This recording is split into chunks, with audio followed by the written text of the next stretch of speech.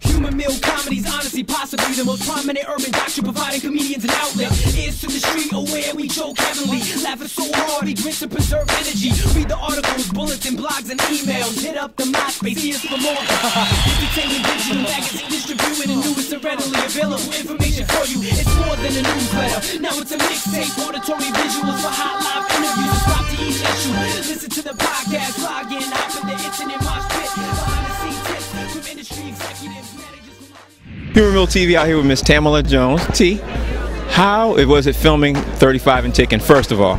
Oh my God, it was a blast. I got to work with a lot of people that I've been dying to work with that I hadn't before, and I got to reunite with some people that I had already worked with. So it was nice, and you know, working with Russ Parr was definitely a great experience. Him being a big radio personality and writing this script and putting the whole cast together, it was really big for him, and I commend him for that. So it was nice. Well, you know, I always want to know what goes on behind the scenes and what other projects you're doing. So you already stated it on the panel what you're doing, but what are you doing behind the scenes? Like, what are you in productions and things like that? Well, I co-produced this movie, 35 and Ticking, and I'm trying to get into doing more producing and directing as well. Right now, a lot of my time is spent shooting Castle, where on ABC I play the medical examiner every Monday night at 10 o'clock on ABC. And that is usually consuming most of my time. I have a hiatus about a month and a half, and then I have to get back to work shooting Castle. So I try to do films like this, you know, in my downtime. And as you heard, Russ said it took us 15 days. So that was like 15 days to shoot and 15 days to vacation. Well, I also heard that you were dibbling and dabbling a little bit in music. You were thinking about a lot of things, even directing and a couple other things. So I'm not trying to put you on the spot, but we did hear about some of those things. So you could tell, you know, America out there, it's true or not true. I can't sing. I mean, I can in the shower. So that's pretty much as far as the music's going to go, in the shower where it's echoing and it sounds real good. If I ever had to sing in a movie, I would definitely train for it. I think I could do that. As far as directing, I'm putting together a storyboard right now because I want to direct.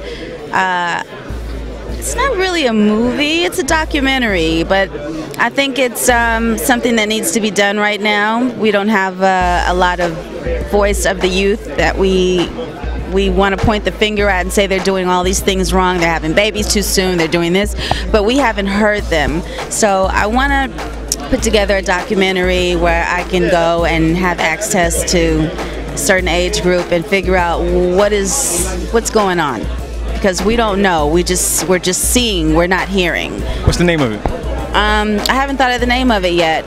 I'm just right now still putting the storyboard together, so when I go in and I interview these young kids, I know what I'm looking for and it won't be all scrambled on the editing floor. You know, I can put the pieces together, but the main focal point will be to give the youth a voice, because I think right now what's happening, back in the day, you know, we had John Hughes and, you know, all of his pictures, and in all his pictures there were teenagers we could identify with.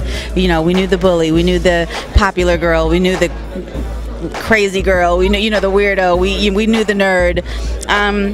We don't have movies out like that anymore, and I don't think kids are relating to anything. I think they're trying to become what's out there, what's on the music videos, the video vixens and all that. They don't really have the same things that we did. So I just want to talk to them.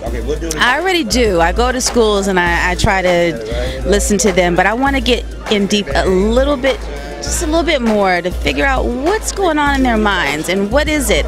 Is it the fact that we have young parents now and grandparents are younger now? Like, what are you kids getting out of life? I know you're not outside playing in the backyard like how I grew up. You're on the video games and you're in front of that television, but what else is going on in your mind?